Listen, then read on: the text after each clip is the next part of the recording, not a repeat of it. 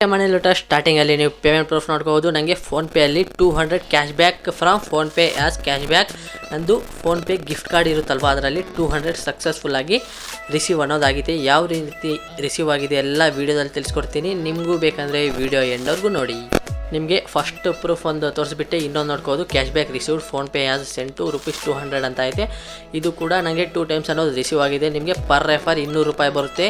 ಅದಕ್ಕೆ ನಾನು ಗ್ಯಾರಂಟಿ ಯಾವ ರೀತಿ ಬರುತ್ತೆ ಎಲ್ಲ ವೀಡಿಯೋದಲ್ಲಿ ತಿಳಿಸ್ಕೊಡ್ತೀನಿ. ₹200 ಬರುತ್ತೆ. ಸೊ ನಿಮಗೂ ಬೇಕಂದರೆ ಜಸ್ಟ್ ಏನೂ ಇಲ್ಲ, ಶೇರ್ ಮಾಡಬೇಕು ಲಿಂಕು.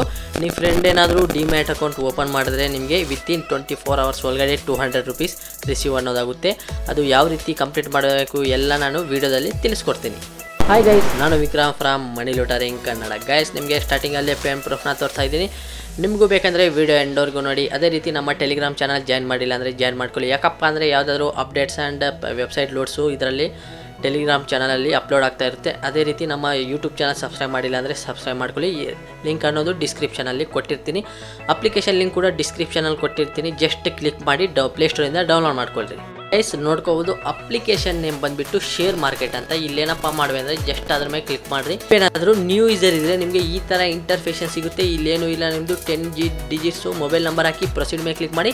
ಅದ್ರ ಮೇಲೆ ಕ್ಲಿಕ್ ಆದಮೇಲೆ ಏನಪ್ಪ ಅಂದರೆ ಒಂದು ಮೇಲ್ ಐ ಡಿ ಕೇಳುತ್ತೆ. ಇಮೇಲ್ ಐ ಡಿ ನೀವು ಇಮೇಲ್ ಐ ಡಿ ಮ್ಯಾನುವಲ್ ಆಗಿ ಎಂಟರ್ ಮಾಡಿ. ಇಲ್ಲಾಂದರೆ ನೀವು ಎಷ್ಟು ಇಮೇಲ್ ಐ ಡಿ ಇರುತ್ತೋ ಎಲ್ಲ ಶೋ ಆಗುತ್ತೆ. ಯಾವುದಾದ್ರೂ ಒಂದು ಚೂಸ್ ಮಾಡಿ ಸೆಲೆಕ್ಟ್ ಅನ್ನೋದಾಗಿ ಸೈನ್ ಅಪ್ ಅನ್ನೋದು ಕಂಪ್ಲೀಟ್ ಆಗುತ್ತೆ. ಅದಾದಮೇಲೆ ನಾವೇನಪ್ಪ ಗೈಸ್, ಇಲ್ಲಿ ಪಾನ್ ಕಾರ್ಡ್ ನಂಬರ್ ಕೇಳುತ್ತೆ. ನಂಬರ್ ಹಾಕಿ ಅಲ್ಲಿ ಟಿಕ್ ಮಾರ್ಕ್ ಹಾಕಿ ಪ್ರೊಸೀಡ್ ಮೇಲೆ ಕ್ಲಿಕ್ ಮಾಡಿರಿ. ಮತ್ತೆ ಪ್ರೊಸೀಡ್ ಕೇಳುತ್ತೆ, ಮತ್ತೆ ಪ್ರೊಸೀಡ್ ಮೇಲೆ ಕ್ಲಿಕ್ ಮಾಡಿರಿ.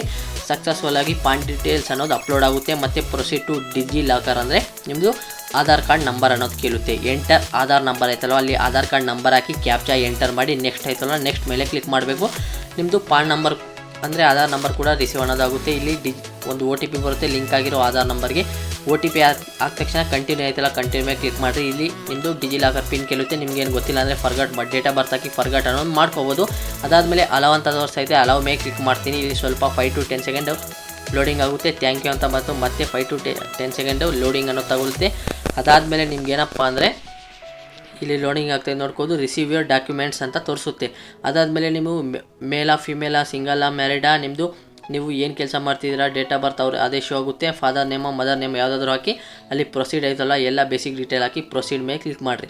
ಪ್ರೊಸೀಡ್ ಮೇಲೆ ಕ್ಲಿಕ್ ಮಾಡ್ತಾ ನಿಮ್ಮದು ಬೇಸಿಕ್ ಡೀಟೇಲ್ ಕೂಡ ಅಪ್ಲೋಡ್ ಅನ್ನೋದಾಗುತ್ತೆ. KYCಯಲ್ಲಿ ಇಲ್ಲಿ ಕೂಡ ಲೋಡಿಂಗ್ ಆಗುತ್ತೆ. ಇಲ್ಲಿ ಯಾವುದೋ ಇನ್ಕಮ್ ನಿಮ್ಮದು ಇನ್ಕಮ್ ಇಯರ್ಲಿ ಇನ್ಕಮ್ ಎಷ್ಟು, ನೀವು ಏನಾದರೂ ಟ್ರೇಡಿಂಗ್ ಎಕ್ಸ್ಪೆರಿಮೆಂಟ್ ಆಯಿತಾ ಅಂತ ಕೇಳುತ್ತೆ. ನೀವು ಏನಾದರೂ ಒಂದು ಹಾಕಿ ಪ್ರೊಸೀಡ್ ಮೇಲೆ ಕ್ಲಿಕ್ ಮಾಡಿರಿ. ಮತ್ತೆ ಪ್ರೊಸೀಡ್ ಅಂತ ಬರುತ್ತೆ. ಜಸ್ಟ್ ಇಲ್ಲೇನು ಸೆಲೆಕ್ಟ್ ಮಾಡೋಂಗಿಲ್ಲ, ಜಸ್ಟ್ ಮತ್ತೆ ಪ್ರೊಸೀಡ್ ಮೇಲೆ ಕ್ಲಿಕ್ ಮಾಡಿರಿ. ಮತ್ತೆ ಇನ್ನೊಂದು ಸತಿ ಪ್ರೊಸೀಡ್ ಅಂತ ಬರುತ್ತೆ. ಮತ್ತೆ ಪ್ರೊಸೀಡ್ ಮೇಲೆ ಕ್ಲಿಕ್ ಮಾಡಿರಿ. ಅದಾದಮೇಲೆ ನಾಮಿನಿ ಆ್ಯಡ್ ಅಂತ ಬರುತ್ತೆ. ಇಲ್ಲೇನು ನಾಮಿನಿ ಏನು ಆ್ಯಡ್ ಮಾಡೋಕ್ಕೆ ಹೋಗ್ಬೇಡ್ರಿ. ಮತ್ತೆ ಪ್ರೊಸೀಡ್ ಮೇಲೆ ಕ್ಲಿಕ್ ಮಾಡಿರಿ.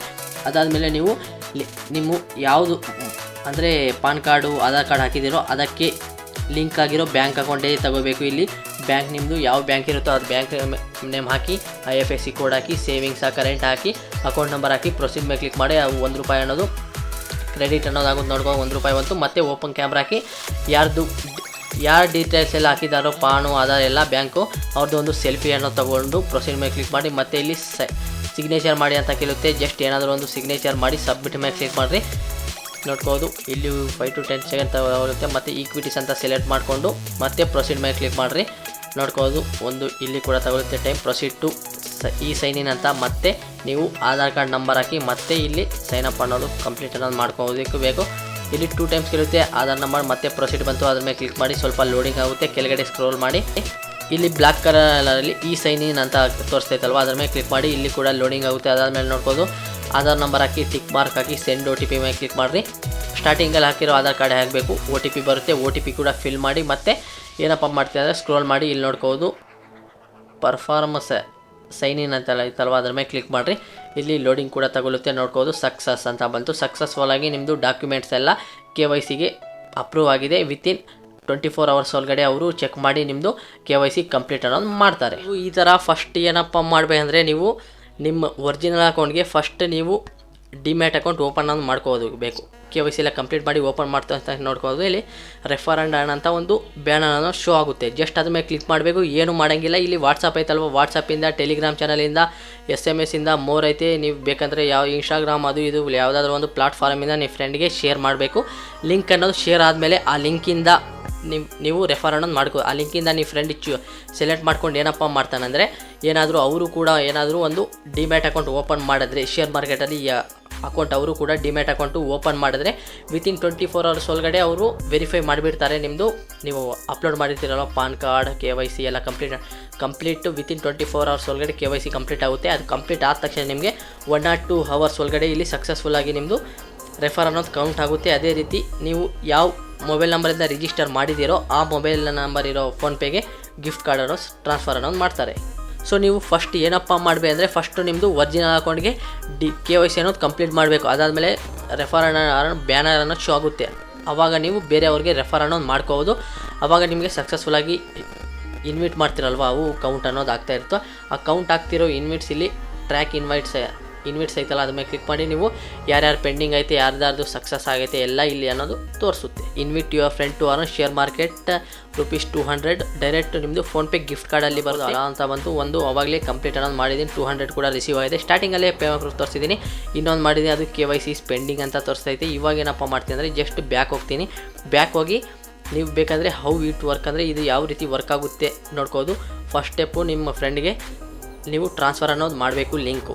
ಅದಾದಮೇಲೆ ಅವರೇನಾದರೂ ಓಪನ್ ಮಾಡಿದ್ರೆ ಡಿಮ್ಯಾಟ್ ಅಕೌಂಟು ಏನಾದರೂ ಓಪನ್ ಮಾಡಿದ್ರೆ ನಿಮ್ಮ ಲಿಂಕಿಂದ ನೀವು ಫೋನ್ಪೇ ಗಿಫ್ಟ್ ಕಾರ್ಡಲ್ಲಿ ₹200 ಸಕ್ಸಸ್ಫುಲ್ಲಾಗಿ ರಿಸೀವ್ ಅನ್ನೋದು ಮಾಡ್ಕೋಬೋದು.